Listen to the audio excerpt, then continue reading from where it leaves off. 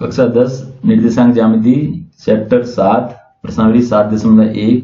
आगे के प्रश्न करते हैं। 3 तक के प्रश्न कर लिए हैं पहली वीडियो में, ये दूसरी वीडियो है इस क्रम की। देखें, प्रश्न है 3 बिंदु हैं, क्या ये समद्विबाहु त्रिभुज के शीर्ष हैं? ये है 3 बिंदु दिए हुए हैं। तो समद्विबाहु त्रिभुज के शीर्ष ज्ञात करने के लिए हमको समद्विबाहु त्रिभुज की भुजाएं ज्ञात करनी पड़ेगी। अगर 2 भुजाएं बराबर हो रही हैं किसी त्रिभुज में तो समद्विबाहु त्रिभुज होगा। तो यहाँ बिंदु दिए हुए हैं, शीर्ष दिए हुए हैं, तो हम 3 भुजाएं ए बी, बी सी और ए सी ज्ञात कर लेंगे। देखेंगे अगर 2 भुजाएं बराबर हैं तो समद्विबाहु त्रिभुज की भुजाएं हो जाएंगी, तो यानी कि ये दिए हुए शीर्ष समद्विबाहु त्रिभुज के शीर्ष हो जाएंगे, अन्यथा नहीं। तो लेते हैं दूरी का सूत्र, और दूरी का सूत्र लिया हमने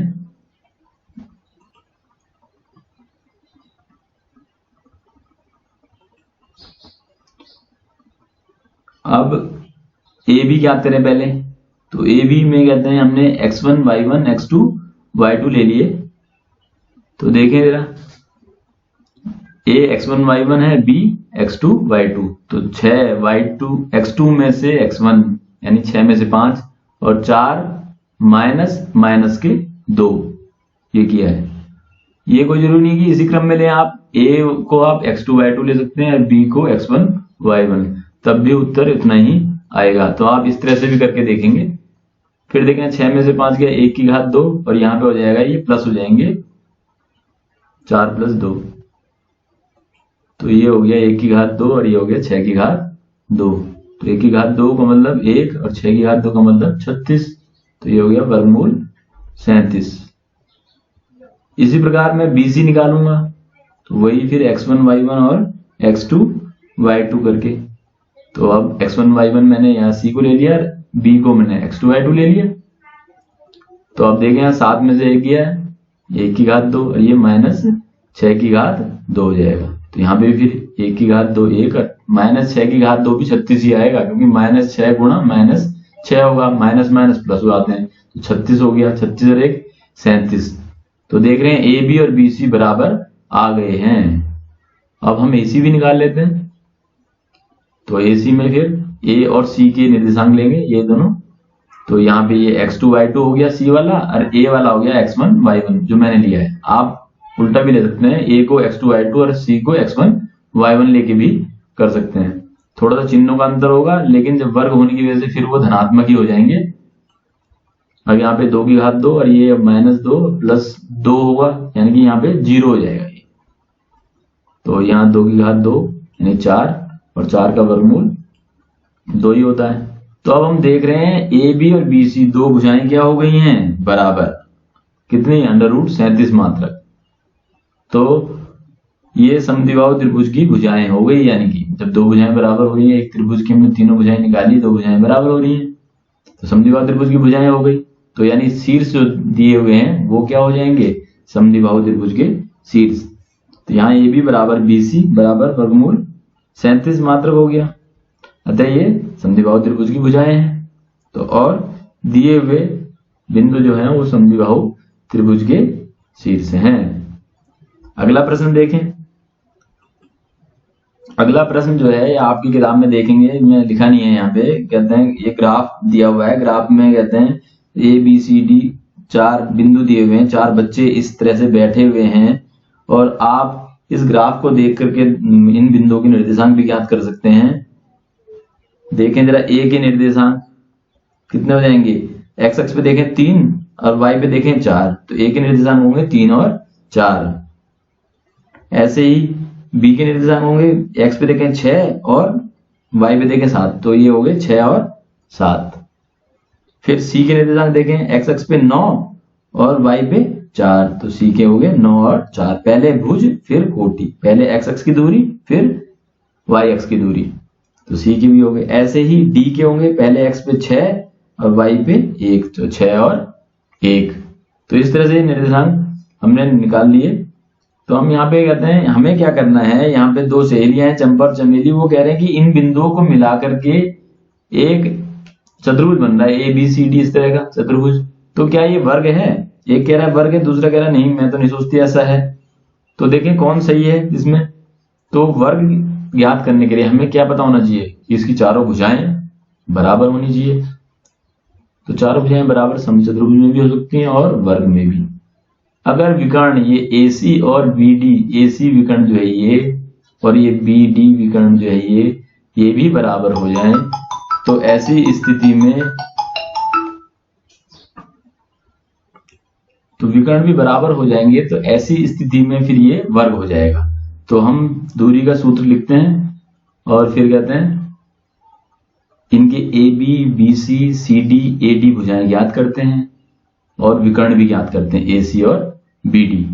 तो देखें जरा, तो AB बराबर, तो A और B के निर्देशांक की मदद से मैं कहते हैं पहले AB ज्ञात करता हूं। तो यहाँ पे x1 y1 और x2 y2, B को मैंने x2 y2 लिया है इस तरह से, तो 6 में 3 गया, यहाँ पे 3 हो गया।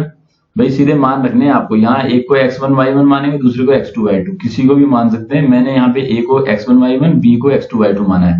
मैं बार बार इस बात पे ध्यान आकर्षित करूंगा कि किसी भी बिंदु को x1 y1 और दूसरे को x2 y2 मान सकते हैं, उससे मान में कोई फर्क नहीं पड़ने वाला। मैंने यहाँ पर इस वाले में x1 y1 A को और B को x2 y2 लिया है। तो y2 7 है तो 7, y1 4 है तो 4, इसमें से माइनस कर किया है। तो ये हो गया 3 की घात 2 और ये हो गया 3 की घात 2, तो ये हो गया 9, ये 9, तो ये वर्गमूल 18 मात्र। ऐसे ही फिर BC, तो B और C के, अब ये B बिंदु है और ये C बिंदु है, तो यहाँ पे कहते हैं, अब मैंने ये B को x2 y2 लिया है, C को x1 y1, तो इस तरह से मान ज्ञात कर लिए। तो ये -3 और यहाँ पे ये प्लस के 3 हो जाएगा। तो -3 को मैंने +3 ही लिख दिया है क्योंकि वर्ग होने पे प्लस ही हो जाना है, तो ये भी 18 मात्र आ गया। ऐसे ही CD भी ज्ञात करेंगे। तो C के निर्देशांक देखें 9 और 4 हैं, D के कितने हैं 6 और 1, तो ये मान रख दिए यहाँ पे, है ना। तो यहाँ पे C को मैंने x2 y2 ले लिया, D को x1 y1 लिया है। तो कैसे भी ले सकते हैं मैंने जानबूझ के क्रम बार बार बदला हुआ है। तो ये हो गया 3 की घात 2, यहाँ पे भी 3 की घात 2, तो ये भी 9 और प्लस 9 ये भी 18 हो गया। अब देखें AD को, तो A और D, यहाँ A 3 4 है और D कितना है 6 1, तो मैंने D को अब x2 y2 लिया और A को x1 y1। आप फिर क्रम बदल सकते हैं, तो यहाँ पे भी यही होगा 3 की घात 2 और ये -3 की घात 2। यहाँ पे मैंने आगे प्लस भी लिखा हुआ है क्योंकि वर्ग होने में प्लस ही हो जाना है। तो ये कहते हैं 9 + 9, ये भी वर्गमूल 18 है। अब AC भी निकालेंगे और BD भी निकालेंगे। तो अब A और C लेंगे और B और D लेंगे। इसी तरह से मैंने AC और BD के भी मान ज्ञात कर लिए, यानी कि इनकी भुजाओं की लंबाई ज्ञात कर ली। तो ये 6 आ गई AC, और ऐसे ही BD भी देख रहे हैं जरा, ये भी 6 ही आ गई। तो चारों भुजाएं AB, BC, CD और AD चारों बराबर हो रही हैं और विकर्ण भी बराबर हो रहे हैं। देख रहे हैं हम, AB भी बराबर √18, BC भी √18 है, CD भी √18 है, AD भी √18 है। अरे AC और BD जो विकर्ण है वो 6 मात्र आ गए। तो चारों भुजाएं बराबर हैं और विकर्ण भी बराबर हैं, तो यानी कि ये वर्ग हो गया। अगर विकर्ण बराबर नहीं होते तो समचतुर्भुज होता। तो इस तरह का प्रश्न छठा भी है, छठवां प्रश्न मैं नहीं करूंगा, उसमें आप 6 चीजें निकालेंगे, 6 भुजाएं निकालेंगे और समांतर चतुर्भुज, आयत और वर्ग और समचतुर्भुजों के नियमों को याद रखते हुए उस प्रश्न को हल करेंगे। तो मैं अगला प्रश्न करूंगा 7वां। तो यानी कि इस वाले प्रश्न में देखें तो यहाँ पे चंपा सही हो रही है, उसने ABCD को एक वर्ग बोला था, वो सही है। अगला 7वां प्रश्न देखें, जरा तेजी से देखते हैं। और इसको करने के लिए, देखने के लिए आप बार बार प्रश्नों को पढ़ेंगे और इसको वीडियो को देखेंगे। अगर एक बार समझ में आएगी दोबारा देखेंगे। वीडियो हमेशा डाउनलोड करके ही देखें ताकि नेट की दिक्कत ना रहे, ये मेरा सुझाव है। और प्रश्नों को, ये प्रश्न थोड़े से लंबे प्रश्न हैं, थोड़ा स्पीड से किए गए हैं ताकि वीडियो लंबी ना हो। तो इसलिए आप क्या करेंगे, वीडियो को डाउनलोड करके बार बार उस प्रश्न को देखेंगे, समझने की कोशिश करेंगे। 7वां प्रश्न देखें, x अक्ष पर वो बिंदु ज्ञात कीजिए जो इतने इतने से समदूरस्थ है। तो x अक्ष पे कोई बिंदु होगा, उसके निर्देशांक होंगे x0, ये बताया हुआ है। y अक्ष पे कोई बिंदु होगा उसके निर्देशांक होंगे 0 और y, यानी कि y पर जो है वो भुज शून्य होता है और x अक्ष पे कोटि शून्य होता है। तो हमने मान लिया कि x अक्ष पे जो बिंदु है उसके निर्देशांक x0 है और वो बिंदु जो है वो P है और ये जो बिंदु दिए हैं वो A और B मान लिए। वो बिंदु P ले लिया और ये बिंदु जो है जो निर्देशांक दिए हुए हैं A और B। तो यानी कि P से A तक की दूरी और P से B तक की दूरी बराबर है, ये दिया हुआ है। तो PA बराबर PB। अब दूरी का सूत्र हमें याद है, लिख दिया। अब PA निकालना है, तो PA निकालेंगे तो x माइनस 2 की घात 2, 0 माइनस 5 की घात 2, PA निकल जाए। PB निकालेंगे x माइनस 2 की घात 2 और 0 माइनस 9 की घात 2। तो ऐसे ही हमने PB भी ज्ञात करेंगे। तो PB ज्ञात करने के लिए x2 माइनस x1 का स्क्वायर, y2 माइनस y1 का स्क्वायर। तो देखो x माइनस के 2 हो जाएगा और 0 माइनस 9 की घात 2 हो जाएगा। तो ये देखो ये हो गया। अब चूंकि हमें पता है PA बराबर PB है तो हम इन दोनों को बराबर लिख देंगे। तो PA का मान ये भी रखेंगे और PB का मान भी रखेंगे, ये मान रख दिए। अब क्या है, इनको सरल करेंगे। तो सरल किया, यहाँ पे ये -2 ये 0 -5 ही आएगा, लेकिन यहाँ पर माइनस माइनस है तो प्लस का 2 हो गया है।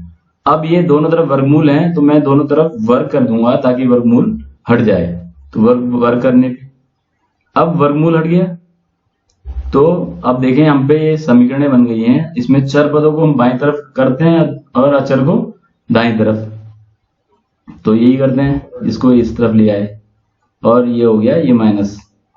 तो 81 माइनस 25 यहां मान रखेंगे और यहां पर देख रहे हैं ये a का स्क्वायर माइनस b का स्क्वायर हो रहा है। तो ये है दो वर्गों के अंतर का सूत्र बन रहा है। तो मैं दो वर्गों के अंतर के सूत्र को प्रयोग कर रहा हूं। तो एक बार प्लस एक बार माइनस कर दिया है। तो ये a ले लिया, ये b ले लिया। तो एक बार प्लस कर दिया, एक बार माइनस कर दिया। तो यहाँ पर हल करने के बाद जरा देखेंगे, यहाँ -2 कट गया, यहाँ 2x बचेगा, यहाँ पे x कट गया, माइनस के 4 बच गया। तो 2x इंटू -4 यहाँ पे ये घटा करके 56 आया। तो ये माइनस के 8x हो गया बराबर 56। तो x बराबर हो जाएगा 56 बट्टे -8, यानी x बराबर हो गया -7। तो अब क्या है, x का मान आ गया हमारे पास। तो वो बिंदु जो P था वो था x0, तो x का मान मैंने रख दिया -7। तो x अक्ष पे वो बिंदु -7 और 0 है जो A और B से बराबर दूरी पर है। तो फिर मिलते हैं अगली वीडियो में। धन्यवाद।